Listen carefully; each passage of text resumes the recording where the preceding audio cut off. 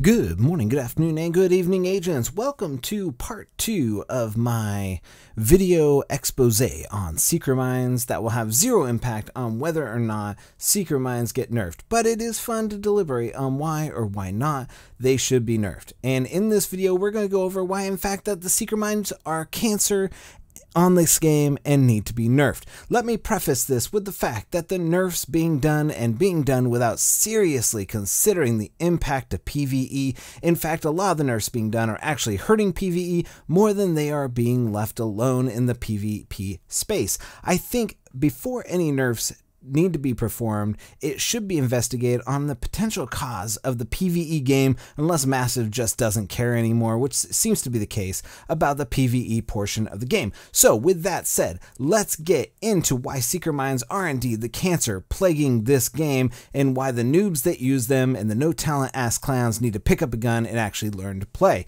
The first thing about the Secret Mines is that they are indeed cheap kills. The talents needed to use them is at a staggering all-time low for an easy kill. You press a button, Secret Mines go out, they get a kill. Secret Mines are a complementary use gadget. They are not intended to be a main weapon like a sniper rifle, and even the main weapons, even sniper rifles, are not one-shot kills, at least not anymore, because those got nerfed because they were one-shot kills. Nothing in this game is being deemed by Massive as a one-shot kill. So if the main weapons in this game aren't one-shot kills, why should the complementary skill-based gadgets be one-shot kills? This was the same way it was for the sticky bombs at the beginning and all other items that were deemed OP in PvP, and it should be the same for Secret Mines. Massive should be looking at each build video that comes out, all of the YouTubes that claim that it's the best PvP damage or it's the best tacticians, or, you know, they need to look at these builds and determine whether or not they are indeed throwing off the balance or creating a new meta that needs to be looked at before it becomes a major issue. The problem is nobody's looking at these. The same goes for, you know, often would be grossly overused in the PTS. These metas, you know, once one is found, everybody starts using it, even in the PTS, because people were always more concerned about their scores rather than actual testing of something. And this one here was one of those ones that people overused in the PTS all the time.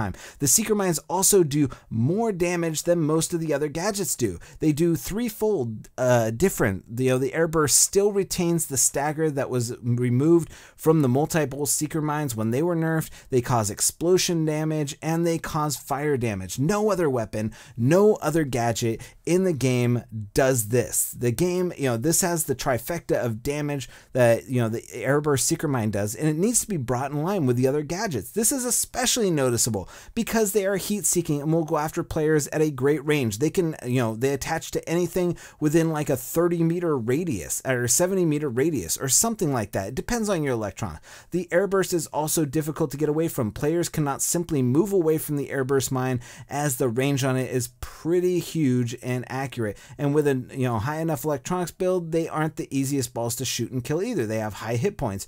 Also, when you shoot and kill it, it detonates in the air, which is unlike anything else. When you kill one of the little multi-balls or the regular Secret Mines, it doesn't explode. The airburst one, when you shoot it, it does. Now, there are ways to counter it, but it's not fair to have to run a counter to something everyone on the other team is using because of the easy kill it affords to the player. These should, in fact, be complementary skills, and they need to have the damage reduced. The people calling for it, you know, not to be nerfed are really just looking for easy way to pad their own stats and an easy way to play the game and get points is to actually using a gun like almost everything else. I mean, this is like having a noob button for a no-skill kill. Might as well just run around and use a shotgun stun locking people with stagger. I mean, that's how easy it is. Just grab your shotgun, point it at someone, and just shoot over and over again, because they're not going to be able to shoot back because their weapon is being flicked up into the sky.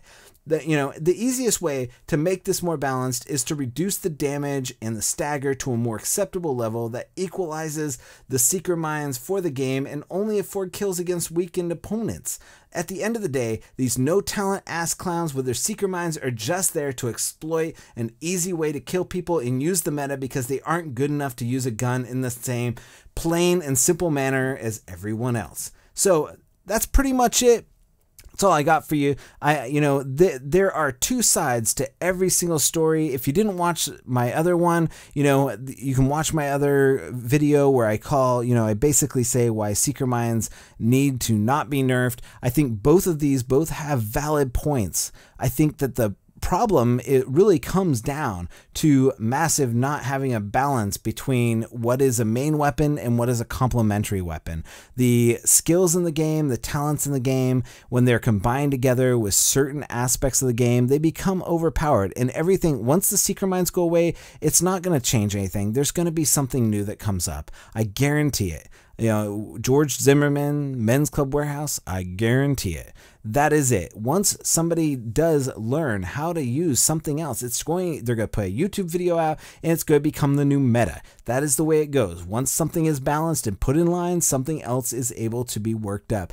People will always, this game is a mathematical game. It will always be in the same vein, the sense that, you're able to take the smartest people in the world and build something like this in a game and create something that is super overpowered, because that's the way the game is. Like there's just so many different combinations and so many ways to make this game OP that's just it. So I'm sure that, we'll see the next one within, after this nerf goes through, I'm sure that we'll see the next iteration within a couple weeks. That's just how it is. So if you enjoyed this, please drop a like and check out my other video, which will be, about why Seeker Mines shouldn't be nerfed. So every nerf has two sides and we need to just tell both sides. So subscribe for more awesome content. The Division, Ghost Recon, Horizon Zero Dawn, Players Unknowns. I'm playing a ton of games right now. It's crazy that I even have time. I just got back from a business trip, which is why there was no videos after that last one that you guys saw, which was about leaving the Division, which was about one of my subscribers named Optimus Prime